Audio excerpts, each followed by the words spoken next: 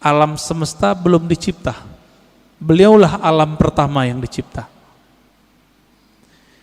Oleh karena itu dalam kalam-kalam ilhami yang didapat oleh ulama-ulama kita, ada dialog Allah Subhanahu wa taala dengan dirinya. Beberapa ulama mengatakan ini hadis. Saya teliti, ini bukan hadis yang bersambung. Ini hanya kalam-kalam ilhami. Apa kata Allah Ta'ala? Kuntu kanzan makhfiyan. Aku adalah perbendaharaan yang tersembunyi. Yang disebut dalam hadis Bukhari, kanallahu wala syai'a ma'ah.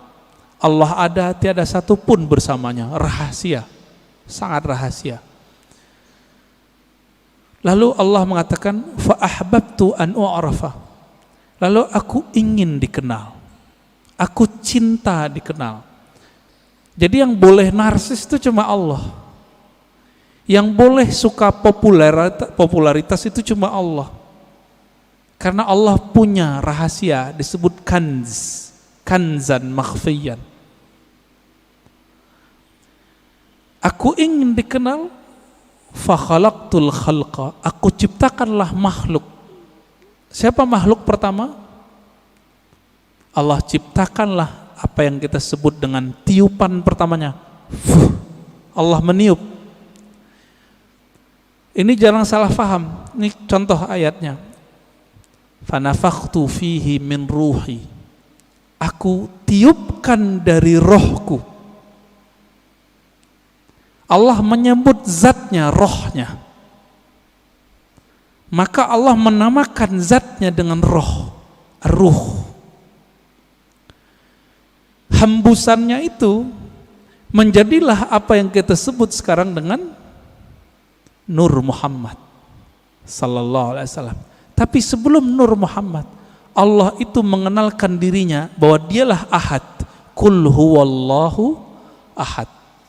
Jadi hadis kalam ilhami tadi semuanya ada di surat Al-Ikhlas ketika Allah mengatakan Qul huwa. Kenapa bukan Allah dulu tapi huwa dulu? Dalam tradisi bahasa Arab, kata yang zahir mesti lebih awal daripada kata ganti. Huwa artinya dia. Apa arti dia? Ini kata ganti. Allah nama yang zahir. Oleh karena itu Imam Abdul Qahir Al-Baghdadi, Imam Ahlus Sunnah mengatakan, kalau ayat ini dimulai dari huwa, bukan Allah, seperti ayat kursi Allahu la ilaha illa hu, berarti huwa itu bukan nama ganti. Huwa itu adalah nama asli Allah Subhanahu wa ta'ala. Disebut nama zahir juga Pak, nama yang nyata.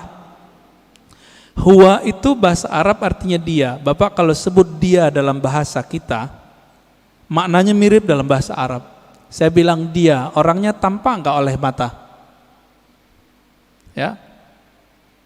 Tadi saya ngobrol sama beliau nih. Kita cerita tentang Habib Qais, beliau khutbah. Kelihatan enggak sekarang orangnya? Enggak, berarti tidak terlihat oleh fisik. Maksud dari kata dia, Allah itu tidak bisa dicapai oleh pandangan fisik, pendengaran fisik, semua yang berkaitan dengan indrawi. Itulah makna huwa.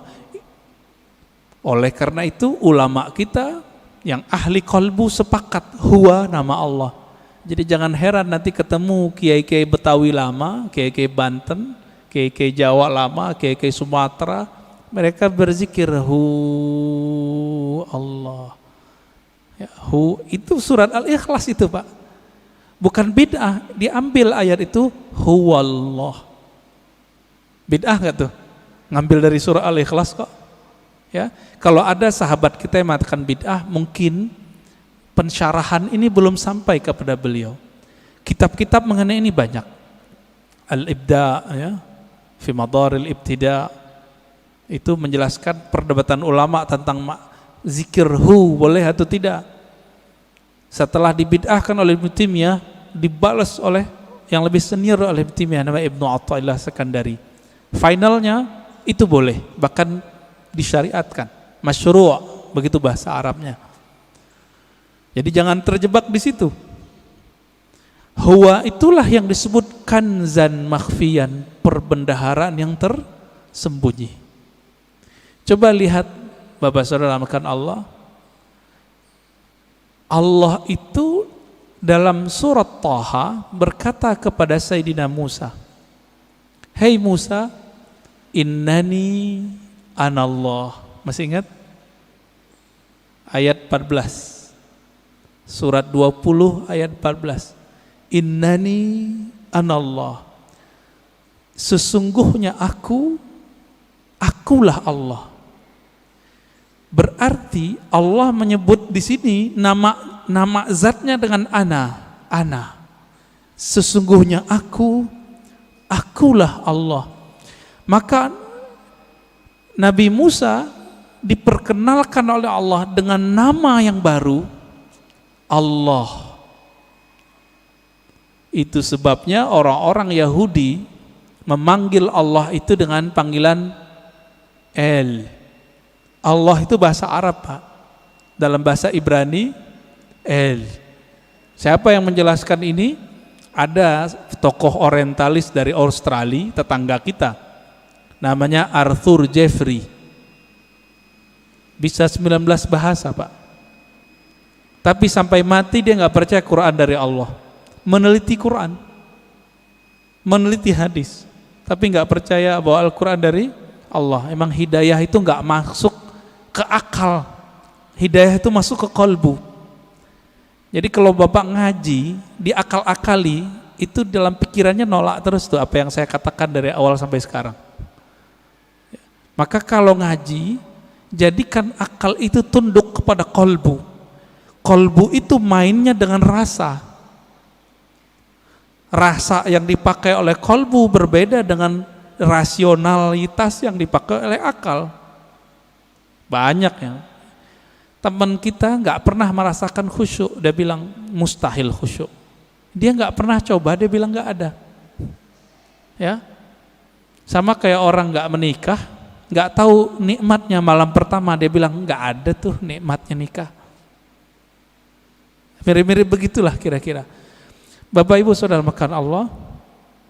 Jadi ketika disebut huwallah, huwa itu adalah perbendaharaan yang tersembunyi. Lalu Allah mengenalkan dirinya menjadi Allah. Nah, proses dari huwa ke Allah ini panjang.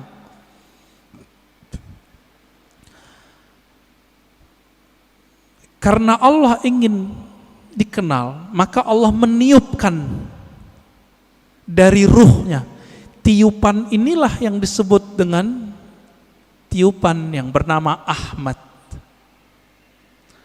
Ya, Ahmad itu cahaya yang terpancar darinya disebut cahaya Nur Muhammad. Begitu ulama kita menjelaskannya. Inti dari Ahmad itu adalah nurnya. Maka sebagaimana disebutkan dalam hadis Imam Bukhari, innallaha yanzuru ila qulubikum. Allah memandang ke sentral jiwamu. Apa sentral jiwamu? Yaitu qalbu. Qalbunya Ahmad adalah Nur Muhammad. Maka Allah pandanglah nur itu. Pernah enggak Bapak Ibu saudara makan Allah, waktu dulu kita sekolah, kita dipelototin oleh guru kita? Keringetan enggak? Keringetan ya? Atau kita baru jatuh cinta dengan seseorang, terus kita dipelototin nama dia, beradu mata, keringat dingin Pak, yang pernah jatuh cinta. Ya, mau jatuh cinta lagi nggak Pak? Ya, jatuh cinta tuh enak tapi capek, ya, capek di jantung itu, deg-degan terus, ya. Tapi enak Pak ya, kayaknya mau coba lagi nih, berkeringat.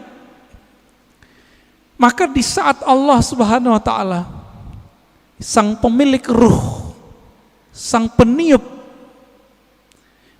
memandang kepada hasil tiupannya yang bernama nur itu, berkeringatlah nur itu, meneteslah dari nur itu yang disebut 124.000 tetesan.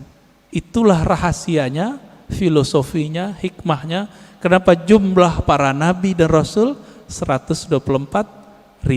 Hadis Imam Al-Hakim juga itu. Kok bisa 124.000? Ya ini dalilnya.